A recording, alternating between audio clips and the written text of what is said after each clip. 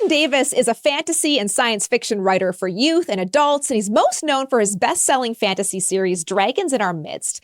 And he also teaches writing at conferences and conventions. But The Sacred Scales is book one of a new middle grade series, Dragons of Camelot, but it's actually from the same world as Dragons in Our Midst. But back to the days of Camelot when dragons were outlawed. A poor apprentice boy and a dragon-raised orphan girl discover an evil plan to exterminate dragons from this world and the next. Bryan, welcome. You set it up. This is it. This is the series.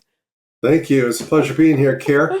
This story world started with the Dragons in Our Midst series over 20 years ago. Yes. And now it expanded into a 12-book story world. And a lot of people were wondering, especially my younger readers, what happened back in the time of King Arthur? Because I would have a flashback or two. It would tell a little bit about what's going on there, and it kind of piqued the interest. So I decided that I would write a series that was totally based in that time period. And I went a little younger for my reading audience, shorter books, heroic characters who were 11 years old instead of 15, 16 years old. So I expanded it and answered all the questions, at least I hope all the questions that they were asking. And I think it made it an exciting adventure for that time period. What does it feel like to know that you have fans that have been with you for that long and that, you're able to catch like, oh, you're right. That is an unanswered question, like having that longevity. It feels great, especially when I hear from readers who said, I grew up reading your books and now I'm introducing them to my children. So I have grand readers, if you will. So some of these readers are, 30 up to 35 years old now, who have their own kids, and they're right in the reading age for, especially for Dragons of Camelot, but also for Dragons in Our Midst. So knowing they're out there it's a wonderful feeling, and I love getting that kind of feedback. Well, and you sort of have a second generation of writers as well, don't you? I think you have 7 kids. You guys are homeschooled, but are several of them working with you now as authors and editors? Did I read that? Well, my wife is my main editor. She likes to say, nothing gets out of this house unless I read it. Yeah. All of my kids give me feedback. 2 of them in particular participate in brainstorming sessions with me. One, my oldest son, is an avid reader. He has read everything in fantasy sci-fi that there is to read. So he can tell me, oh, that's been done before. And I have a daughter who is an award-winning published author.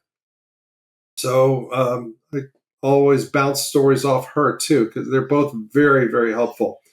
So I wouldn't do it without their help. My wife's a great editor, and my kids are really good sounding boards. Wow. Very cool. So special.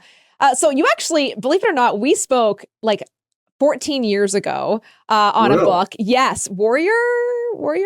One of Warrior. Second book in the Dragons of Starlight series. That's right. Of Starlight. Yes. And so I think at the time you had said to me that Dragons in Our Midst actually came in a dream. Is that true? And why do you feel like you are so drawn to dragons? What is it about dragons? Yes, Dragons in Our Midst, the first book, Raising Dragons. I had a dream about a boy who could breathe fire. Back then, it was just a dream. So I told my oldest son, the one who's read so much, he was only 13 years old at the time. And I told him about the dream. He said, you should make a story out of that. And then we brainstormed that idea, and we figured out the boy breathed fire because his parents used to be dragons. And I said, let's set the origins story back in King Arthur. So yeah, it was a fun first brainstorming that we had ever done. And that's how it all started. Yeah. I mean, now you're merging dragons with this Arthurian legend. How are you hoping that together it'll point the reader to biblical truth? And can you explain also what Camelot represents in that? Well, I did a lot of research on the King Arthur legend. I even traveled to England and visited all the King Arthur sites, Tintagel Island, and the great tour that they have out there. So I went all over the country. And I saw that all of it has a spiritual background. There's the cathedral there that supposedly Joseph of Arimathea visited. He was supposedly a traveler, salesperson kind of thing. So I figured it all had to have a spiritual backdrop. So I invented my own, of course, based on current Christianity so that people would be able to relate to it. But it's just who I am to have a Christian message to it. It comes out naturally, I believe, because the characters just exhibit the Christian virtues, and along with the journey and the difficulties and the problems and the doubts and also the victory. It's all in there. Can you explain the difference between fantasy and faith-building fantasy, which seems like it's its own genre? Well, fantasy is a very wide genre. It simply means stories that can't possibly happen. With science fiction, if the technology were to advance far enough, yes, it could happen, but not fantasy. With Christian worldview fantasy is the label I like to make. It always has hope.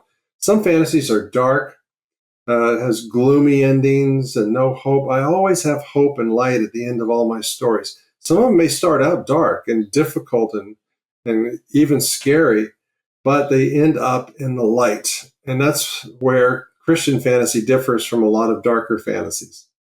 So interesting. We need to have that wrestling. There has to be a dark start because we need to know what's out there, what's to look forward to. That's for sure. A lot of Christian fantasy that I see is allegory. Like, I know what you were already just saying, like you're very open about it. You're very much, this is very clear in your books. The characters even, they speak very freely about their faith. What would the takeaway for this book be for readers when it comes to prayer? Well, the two main characters in Dragons of Camelot, one, the boy has been a Christian for a long time. He was taught very well by his parents. And the girl was taught by a dragon who didn't teach Christianity, but more of a, you might say, an earth natural kind of, you might even think about old American Indian heritage religion. So she had to be taught, and he taught her well. She read his journal and saw all the prayers that he wrote down in there. And they even had a little game they played that whenever someone was doubting and wondering how we're going to get out of this, just tap on the shoulder as a reminder. That's a faith fail. And then they would have a contest who has the least faith fails. So they made a little game out of it and made it fun. And I have prayers in the book. In the original series, Dragons in Our Midst, there's a character, Bonnie, who did the same thing. She wrote prayers in her journal. And so it's just, they're really not allegories. They're just faithful characters trying to live out this very challenging, difficult life they're going through. Okay, as we wrap up, is there one more takeaway, maybe a personal lesson or a spiritual lesson that you're hoping readers will get? And let's maybe just look at book one, because I think each book is going to obviously have some big takeaways, but just for the sacred scales, what would you like to leave? What's the hope that you want to leave us with? Well, the main theme that I have in that book is sacrificial love, that the characters are willing to do whatever it takes to help somebody else, somebody who's less fortunate or somebody who's in trouble. They will risk their own lives, their fortunes, or whatever they have in order to get it done, whether it means they'll be embarrassed or whether someone will think they're weird. They'll always step up and do what's right. And that's a problem we have with young people today.